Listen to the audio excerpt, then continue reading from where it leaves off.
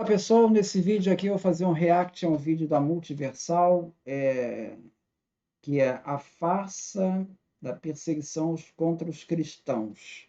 Então, vou destacar alguns pontos aqui com relação ao vídeo.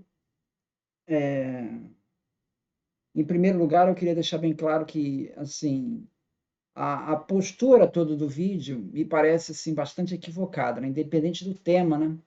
Porque o tema das perseguições ele é um tema discutível na academia. Não há nenhuma restrição a isso. Você vai ter diversos autores, uns vão sustentar umas teses, outras, enfim, é parte do debate acadêmico. Isso é legítimo.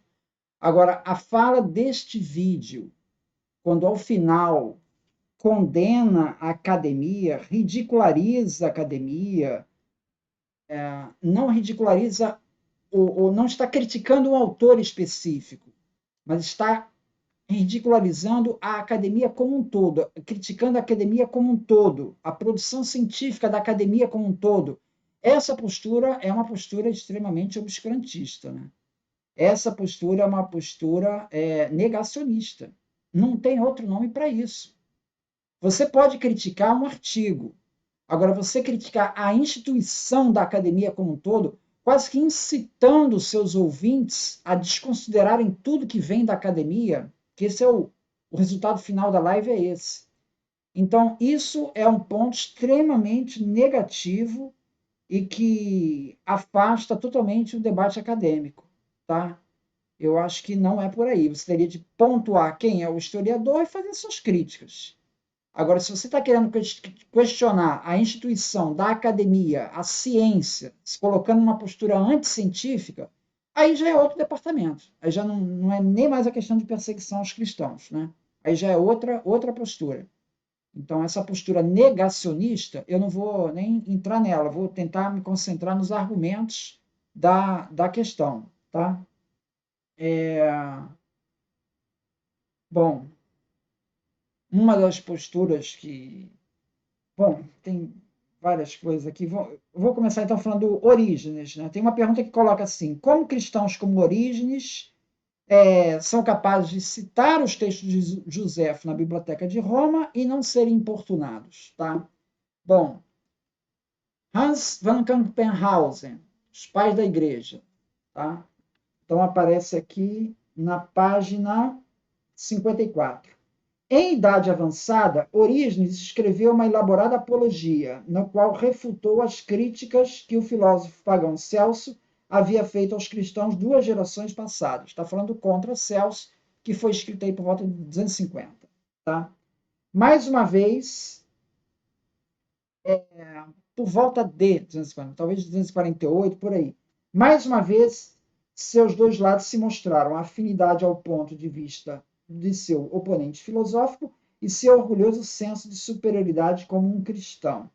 Logo depois disso, com a anuência do novo imperador Décio, no ano 249, uma mudança política ocorreu e a primeira perseguição sistemática aos cristãos abrangendo todo o império foi desencadeada.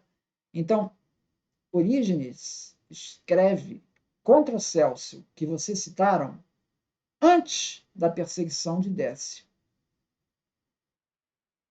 Então, veja, história, as datas é fundamental, tá?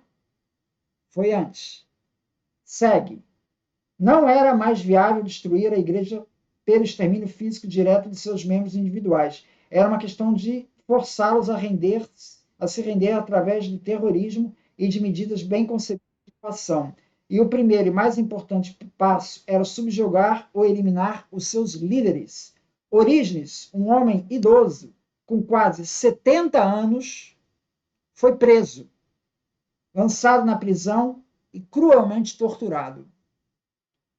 Estava claro que a intenção não era matá-lo, mas era colocá-lo em um cavalete e seus pés foram esticados por dias a fio até o quarto furo. Ele foi ameaçado de morte pelo fogo, mas apesar disso nada conseguiram. Orígenes tinha que ser libertado, mas ele estava fisicamente debilitado. No entanto, ele escreveu mais alguns curtos tratados que foram muito úteis àqueles que precisavam de consolação. História Eclesiástica, Eusébio, capítulo 39,5. Ele morreu em 254. Então, ele não morreu martirizado, mas ele morreu em consequência das torturas que sofreu.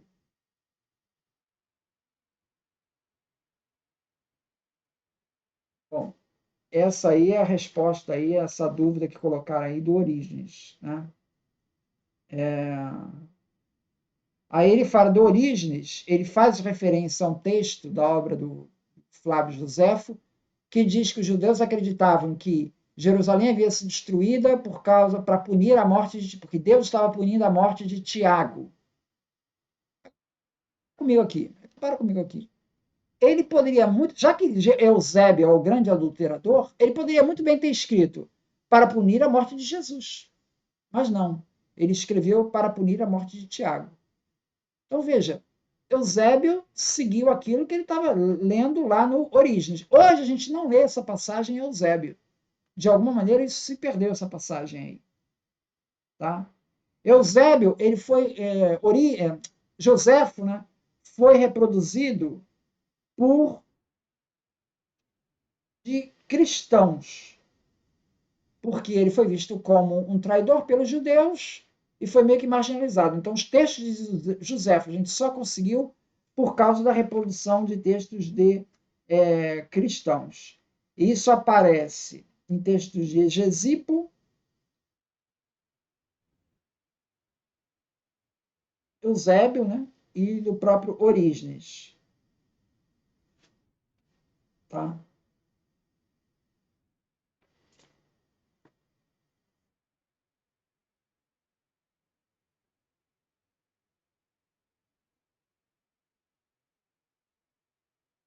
Bom, eu vou citar aqui alguns documentos aqui.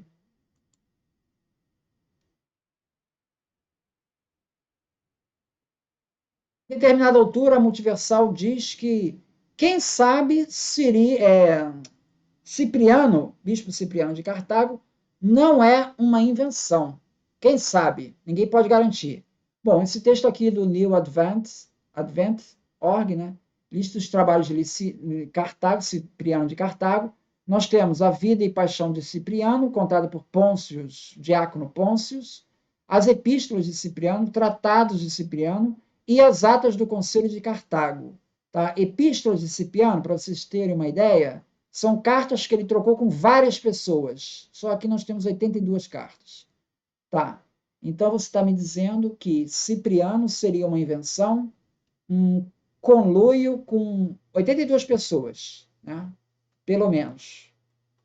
Que estão ali, cartas falsificadas de 82 pessoas. Mais atos do concílio. Mais textos de Cipriano. Aí você não quer ser. Vocês foram chamados de negacionistas pelo Jonathan Matiz, né? Aí vocês não querem ser chamados de negacionistas. Não é razoável questionar a historicidade de Cipriano. São vários documentos, seria necessário um intrincado jogo de fraudes no século III. Se você está dizendo que Cipriano foi uma invenção, eu começo a imaginar que vocês vão começar a dizer que o cristianismo foi uma invenção do Constantino no século IV.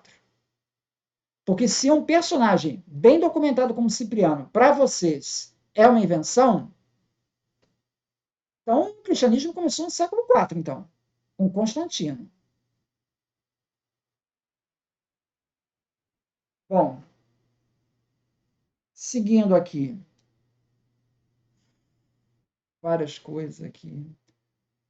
Vou citar aqui alguns documentos sobre a perseguição dos cristãos, tá? Esse aqui do Christopher Haas, eu vou deixar todos os textos aqui em anexo, tá? Que é alegado que não houve perseguição na época do Valeriano e não houve perseguição na época do Diocleciano em 303. O vídeo só trata da perseguição do século III, do Valeriano. Não fala absolutamente nada da perseguição do Diocleciano em 303.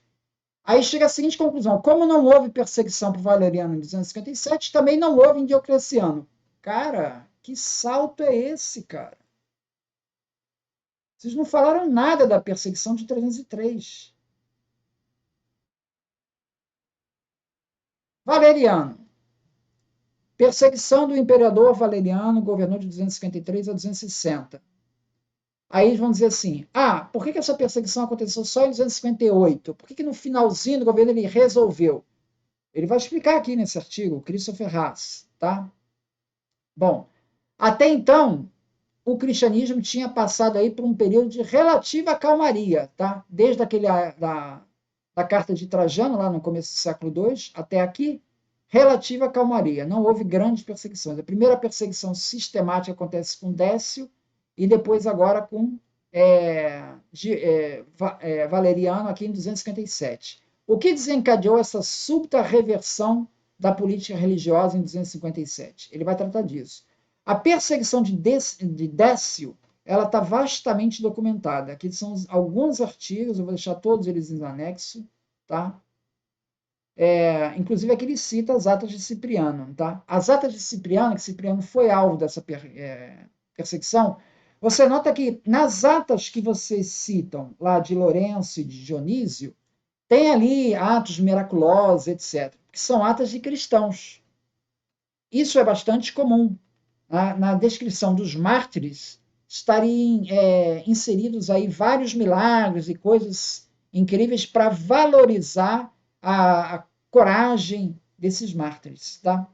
Agora, se vocês lerem a ata de Cipriano, que vocês leram aí no vídeo, vocês vão ver que não tem nenhum relato de milagre ali. Reparou nisso? Porque é uma ata de Romanos. Ah, mas em determinada altura cita lá que Cipriano teria sido um santo mártir. Como é que isso pode ser um documento romano? Essas atas foram copiadas por cristãos. Possivelmente você está pegando uma cópia de um cristão que colocou lá uma nota de rodapé que acabou entrando no texto. Agora, a ata que nós temos aí do Cipriano, ela não tem esses relatos de. E ali também não tem nada demais, está falando que é Santo Cipriano. Bom, não tem esses relatos de milagres nem nada disso. Tá? Então, essa aqui são a documentação que fala da perseguição de Décio, em 250, que é a primeira grande perseguição. Vou deixar esses relatos, tá? Aqui ele fala dos sínodos de bispos que aconteceu em 253, 255. E vocês citam esses sínodos. Aqui está no intervalo onde não há mais perseguição. Entende? Teve a perseguição de Décio ali em 250 e aquilo depois acabou. Depois, em 253 e 255, já não havia mais perseguição. Tá? As igrejas cresceram por essa inesperada chegada da paz. No entanto, no verão de 257, Valeriano subitamente reverteu essa política e novamente dirigiu uma perseguição contra a hierarquia dos cristãos.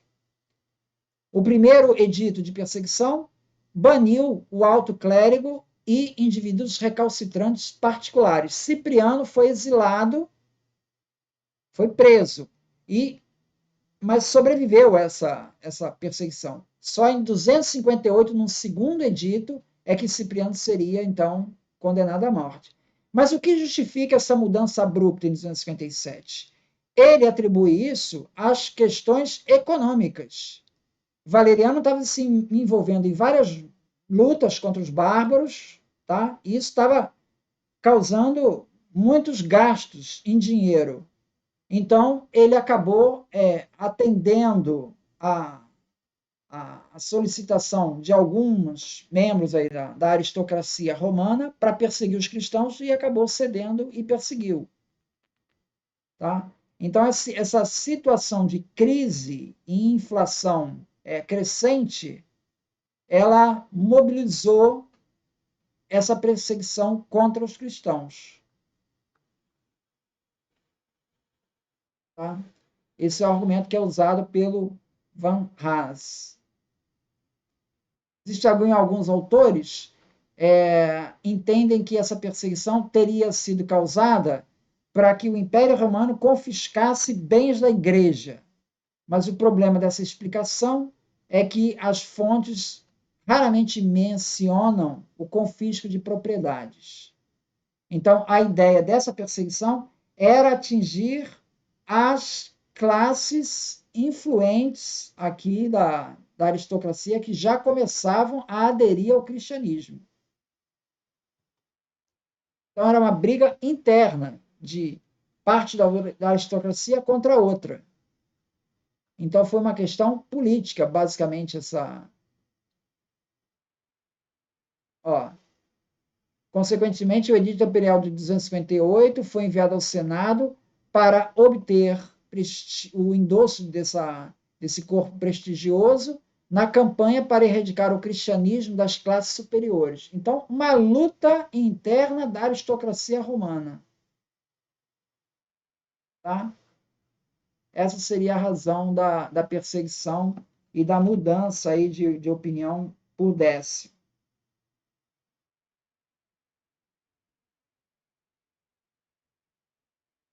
Outra questão que levanta, eu vou citar aqui outros autores aqui.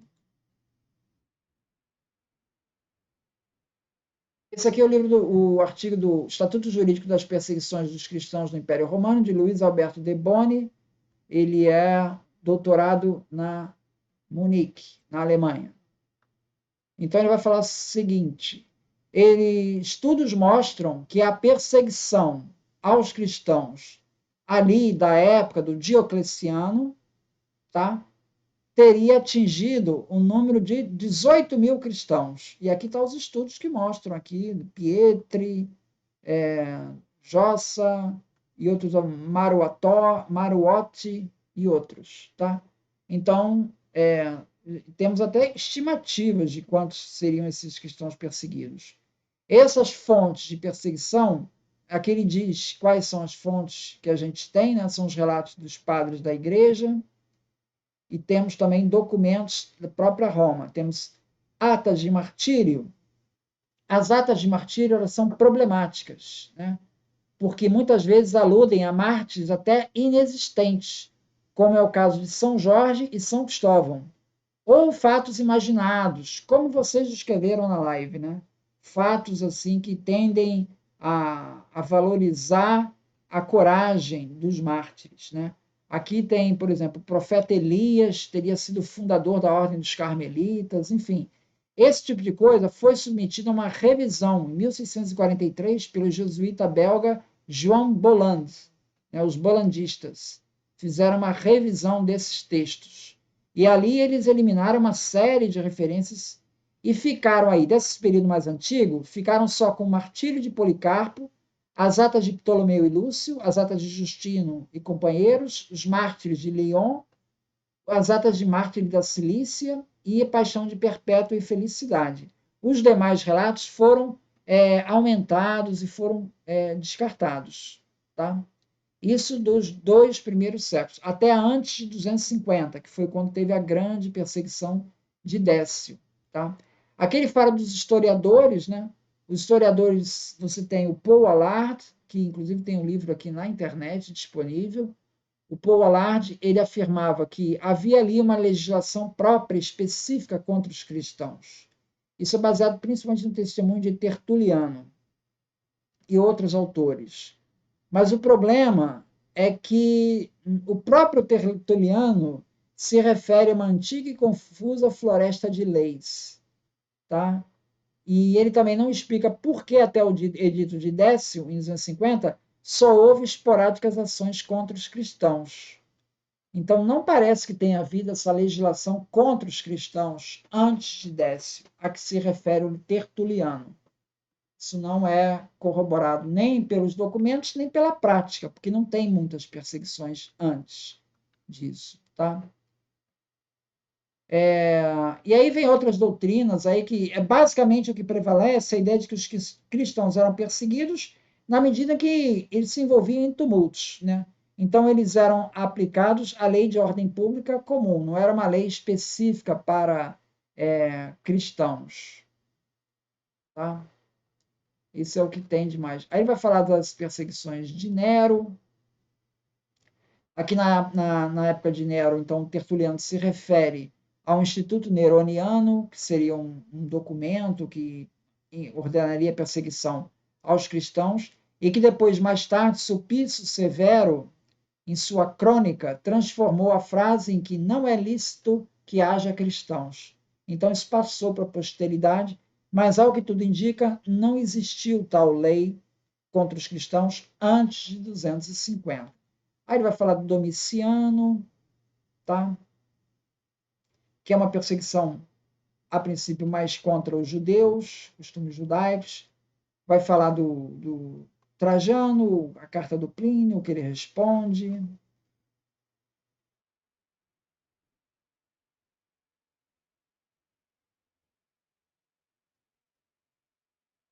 Ele vai analisando as supostas perseguições e qual a base jurídica para essas perseguições. Conclusão: não se pode, contudo, atribuir a Marco Aurélio a perseguição. Não foi propriamente uma lei imperial, mas uma delegação de poderes conferidos às províncias. Então, isso teria sido o mártir de Lyon, em 187, foi uma perseguição local. Durante quase 7 décadas, entre 180 e 249, não houve medidas de perseguição contra os cristãos. Em 177, teria sido o mártir de Leão. Né? Desde então, até 249, com Décio, não teria tido outras perseguições. Então, não houve um edito imperial de perseguição até o ano 250, com Décio. Ocorreram fatos esporádicos. Muitos dos movimentos anticristãos surgiram de tumultos populares. Então, e desde o século II foram emitidos vários restritos imperiais referentes ao modo como governantes locais deveriam agir contra os cristãos. Ulpiano, que é um jurista famoso, ele coligiu tais registros em sua obra De Officio Proconsulis, texto que infelizmente foi perdido. Tá? Então, aqui fala do edito aí de Décio, em 250. O texto desse edito foi perdido, mas inúmeras fontes pagãs e cristãs confirmam sua existência e conteúdo. Então, veja, o texto do Décio é relatado por inúmeras fontes cristãs e pagãs. Como é que você vai dizer que o edito não existiu? Você vai ter que negar vários documentos. Aqui ele fala do Cipriano, depois vem Valeriano, as finanças do império estavam em frangalhos, a peste graçava pelo império, e aí você teria então uma controvérsia na aristocracia romana, desencadeou então essa perseguição aos cristãos. Então, uma luta entre classes dirigentes lá da aristocracia. Aí chama atenção, felizmente essa perseguição durou pouco. No ano seguinte, 260, Valeriano foi preso pelos persas e que o executaram. E aí a perseguição acabou. Entende? Então a perseguição de Valeriano, ela começou em 257, teve um novo edito em 258, mas ela não ficou ad infinito. Em 260 já acabou. Já acabou por quê? Porque o Valeriano morreu. Após a morte de Valeriano, os cristãos tiveram meio século de vida pacífica. Em 303, novo edito, agora dessa vez com Diocleciano, e também com alcance pelo todo o império. Mandava destruir e confiscar e queimar sagradas escrituras, livros litúrgicos, etc. Aí ele falou assim, e por que sobrou tanto documento? Cara, eu fico impressionado como é que agora tem muito documento, né? É uma contradição, porque a multiversal ela está o tempo todo dizendo que não tem documento nos 2 primeiros séculos. Né? Não tem documento. Agora, na perseguição, ela diz, por que sobrou tanto documento? Eu não consigo entender se vocês já decidiram se tem muito ou se tem pouco documento. Entendeu? Aqui, nesse texto aqui, do Martin MacDonald, A Origem da Bíblia, ele vai tratar dessa questão. Tá? Eu vou discutir isso aqui quando encerrar aqui a tela do live. Aqui. Tá? Então, vai falar sobre essa questão das escrituras. Tá? Vou falar aqui mais de algum texto. Saint Croix, a grande perseguição. Esse daqui fala da perseguição de 303, tá? Em que novamente fala que escritos foram destruídos. Tá? A gente tem até a data, 23 de fevereiro de 303. O edito existe. Nós temos cópia do edito, tá? E aqui vai falar em detalhes aqui sobre o edito de Diocleciano, que vocês não falaram na live, né? E aqui o artigo do Paul Keretz sobre a paz, essa paz de Galério, né? Galério, até a perseguição de Valeriano em 258. Então, ele vai tratar dessa questão aqui. E vai tratar também da perseguição aos mártires da Palestina, que foi do quarto edito lá de 4, que dessa época daqui. Tá? Bom, então aqui falando sobre a escritura, eu queria falar sobre esse livro aqui, do Lee Martin MacDonald, A Origem da Bíblia, em que ele vai falar o seguinte, existe uma interpretação de alguns que dizem que o cânon da escritura foi estabelecido na época de Marcion, em 140, quando Marcion estabeleceu o cânon dele, a igreja veio em contraposição e estabeleceu o dela. Aqui o Liam MacDonald vai dizer que não, que o que houve ali foi uma resposta em termos de doutrina, de regra de fé. Irineu vai escrever contra heresias, ele vai rebater aquelas heresias de Marcião. Mas ele não está estabelecendo ali nenhuma lista de livros canônicos. Existe uma lista do Cânon Moratório, que é de 170, 40 anos depois de Márcio, tá? Não é logo depois de Márcio, e ela é meio que isolada, uma lista meio isolada. Você vai começar a ter listas mesmos, no século IV, que aí ele fala aqui na página 199, um dos fatores decisivos que levou os primeiros cristãos a aceitar como sagrados alguns livros adotados em comunidades cristãs foi a perseguição de 303. Tá? Então, essa perseguição começou a procurar livros e queimar livros cristãos. E ali queimou-se muitos livros. Tá? E é por isso que a gente tem poucos livros dos primeiros séculos do cristianismo, por causa dessa perseguição aqui do século IV. Tá? E é possível que nessa perseguição aqui tenha se definido a lista de livros sagrados para quê? Para eles entregarem os livros que não eram sagrados para serem queimados. Essa tese é levantada pelo Lee MacDonald. Então foi uma maneira de eles encontrarem de queimar os livros hereges. Entende? Mas já não eram livros gnósticos, porque estamos no século IV. Século IV, a gnose, Marcião, isso tudo já tinha, Basilide, tudo já tinha passado. Tá?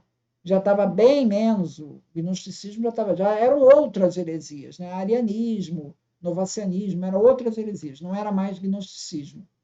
Tá? Mas sim, é possível que tenha sido queimados livros gnósticos nessa leva aí. O cara era obrigado a entregar livros, e falei, toma esses aqui. São os livros que não são considerados sagrados. Então, nesse momento, é que a lista. E aí, de fato, começou a ter várias listas de livros sagrados no século IV. Tá? Mais do que uma. Tá? Então, essa seria a explicação aí para essas listas. Aí fala, Irineu, Tertuliano e Justino escreveram livremente.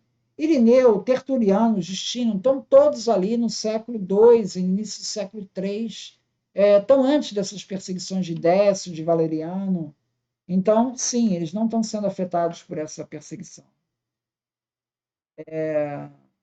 Mártires fakes, sim, se você for considerar as atas, as Acta Sanctorum, né, as atas dos santos, né, ali realmente tem, inclusive tem mártir fake. Sim, realmente.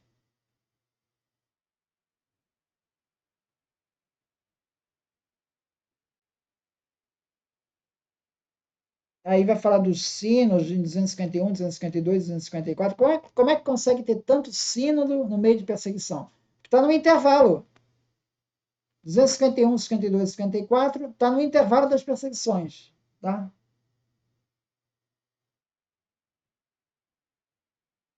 E aí faz um paralelo também, cita uma controvérsia do rebatismo entre Cipriano e o bispo de Roma, E aí fala que ali, você veja, eles estão brigando entre si, quer dizer, dá a entender que são cristãos perseguindo cristãos.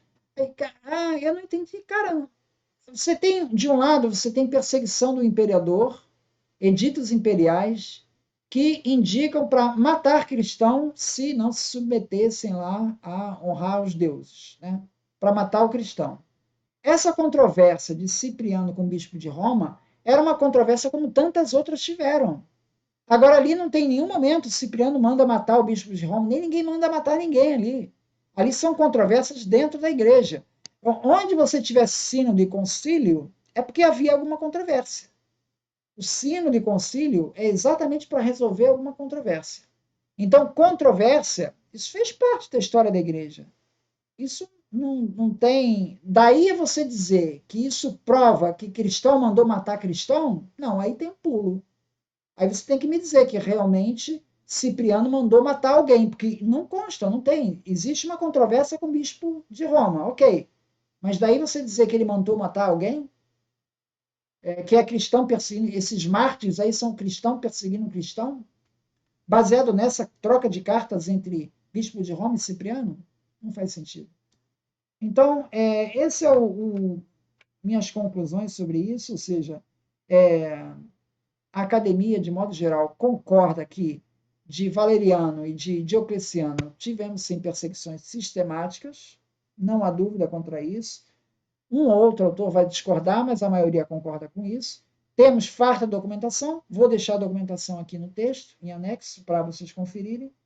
E isso, ou seja, tem que ser que meus comentários sobre esse vídeo é esse. O que me incomodou mais foi a crítica, o tom de crítica à academia como instituição. Tá? Eu acho que não é por aí. Eu acho que não é por aí. Muito obrigado, então.